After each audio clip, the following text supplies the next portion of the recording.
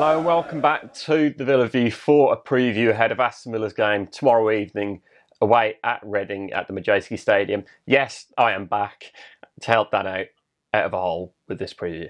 Welcome back, Matt. It's good to have someone to talk to on the preview. Humbled that you've decided to make an appearance again.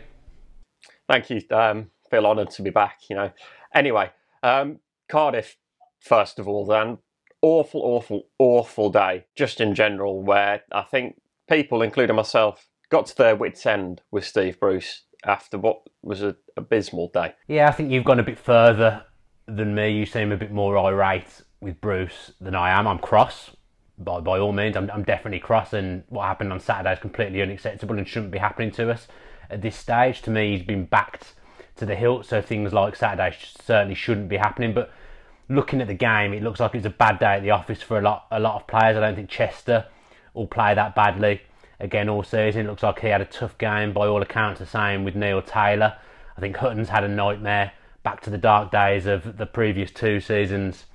For him, it was an all-round bad day at the office. I mean, I don't think we played well, but we did have a few chances, still arguably could have scored. So it's just those game-changing moments that we never seem to quite get right. But Bruce, he's got to get things right, because if he doesn't, he'll be out. Doesn't sit well with me that Hutton wasn't great on the opening day of the season, yet started on Saturday, despite Jamesbury having a really good game midweek, for one.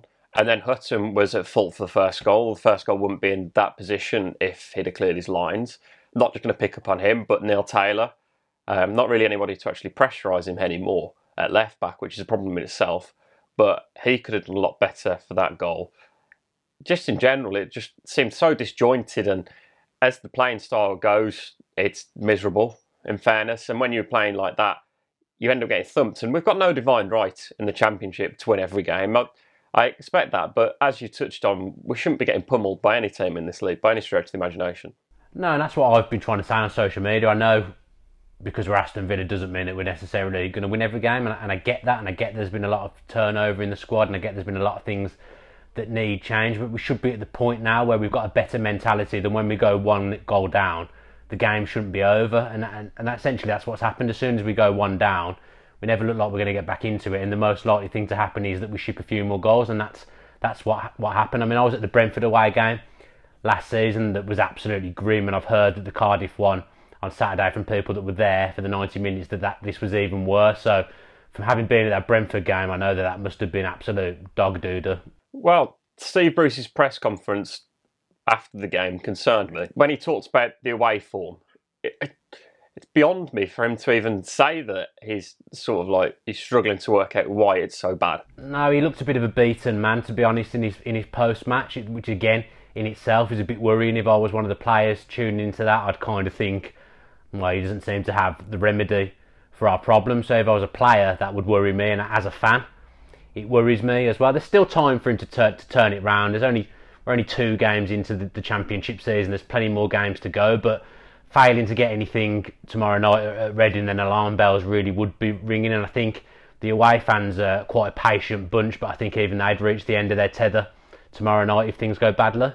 We know for well that the club will act if it does get to that point, and Steve Bruce is inevitably potentially sacked. But 2 results in the next few days, then we're suddenly looking a lot brighter. But don't get them, and really, this season's starting to look very grim already.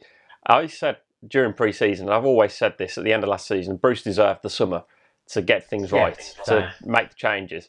But I always said that within those first 6 games, that if Bruce doesn't really cut it, then I'll be up there and saying, yeah, he doesn't need to be with us anymore. It's not the right man for the job. And at the moment, sadly, it's not looking that way. On to tomorrow's game, and it's suddenly 6 points already, could you argue? Well, Reading haven't got off to the best of starts either. I mean, they'll be disappointed not to have took 3 points at the weekend against a Fulham side that had 10 men for virtually 90 minutes. So they're obviously not reached their peak level yet. They've obviously got problems of their own, but it'll be a very, very tough game. Yapstam's a very good manager, and he's assembled an organised, nice footballing unit, to be honest. At Reading, they play some nice football. They're reasonably solid at the back now, and they've got some tidy midfield players as well. So it's going to be a very tough game. And one of the things that actually worries me is after Bruce's post-match He spoke about changing formation, and I'm quite concerned that he might go to the five at the back and match Reading, who I believe play the same system. But for me, when Villa managers have ever done that in the past, it just shows absolute panic stations and that they've reached the end of knowing what to do with their time at the club. So I'm hoping we don't do that, but I expect to see some changes for certain. Changes wise, for me, I'm not picking on Hutton here, but when you've got the option of James Bree as a backup or Richie Delat, you bring them in. I think Richie Delat's competent at left back as well, and I know we're saying here fitting round holes with square pegs sort of thing, but Richie Delat has done a job proven at left back as well, and I'd be very tempted to swap both of the fullbacks. I think definitely on the right hand side with James Bree coming in, injury is going to be a problem for the side as well at the moment. It's a bit of a role reversal here a little bit. I feel a bit sorry for him because he's obviously had a stinker on Saturday by all accounts, but to be fair to him, his form since February has been good. I mean, he was man of the match in our first game against Hull, so he started the season pretty much where he left off. He's just had a bad day at the office, and to be honest, the whole defence has had a run around. I think dropping Neil Taylor would be very, very harsh and very stupid because we don't really have anyone to come in for him as a natural left foot, so it makes no sense to drop him. And again, he's been very, very consistent since he came to the football club, so to take him out would be cruel. But I think we'll see Hutton make way for Bree, definitely. Moving further forward, Henry Lansbury, again, failing to prove anything. Hourihane really should be deserving of getting a role in that side. I mean, I think both of them will start on Tuesday night. I think that them two will start just ahead of Whelan at the base, and we'll go for 4-3-3. But Lansbury, again, he's not showing what we know he's capable of, and it's worrying because at Forest, he came to Villa. I think he'd scored 5 goals for Forest last season, one of them against Villa at Villa Park, and he's not replicated that since. But there's a good Championship player there. He's got a good range of passing, but for whatever reason, players come to Villa and they struggle to show their best. I mean, to be honest, if Bruce doesn't know why, then there's no way I'm going to know why. I don't watch him in training every day, but it's just worrying. This trend seems to be reoccurring all the time, and you look at the amount of players that are playing for the teams that were disregarded at Villa and are doing well. Just off the top of my head, all Brighton, at Leicester, Bannon's a good Championship player for Sheffield Wednesday. All these players seem to go elsewhere and perform. It's just when they're at Aston Villa there seems to be problems, but it's endless managers and endless players now, and it needs to change. And I think I'm still hoping that Bruce is going to be the man to change that, but I've got to admit, alarm bells are ringing for me. My main issue is the shackles are on these players. Conor Hourihane hasn't looked like the same player that was at Barnsley for the majority of last season. Henry Lansbury likewise. They're underutilised, played in the wrong positions as well. Hourihane, when he first came in, was played like CDM and right midfield when he's a left-footed. You know, he was playing left wing as well when he's got no pace. Beyond me sometimes, but I think that I think we potentially will see both of them in the side. Onomar did himself lots of favours on Saturday, apparently the best player Villa had on the game. He's looked good since he's come in. And then Hogan just tirelessly running. Eventually he'll get that league goal. Onomar, I think he'll play left midfield with Adoma coming in for El Mohammadi, who's injured, on the right, and then Hogan on his own up top. He's been a plus point in the last few games, the lad from Spurs, because he played well in the League Cup match as well. Obviously he's shown his versatility as well, playing in a few different positions, but we shouldn't be relying on a 20-year-old loanee from Spurs to dig us out the hole. There should be enough good players in that squad now, because it is a good squad and it's been assembled well. We're just not getting the best out of them. We haven't mentioned the guy who's just moved to Reading from Villa Park yet.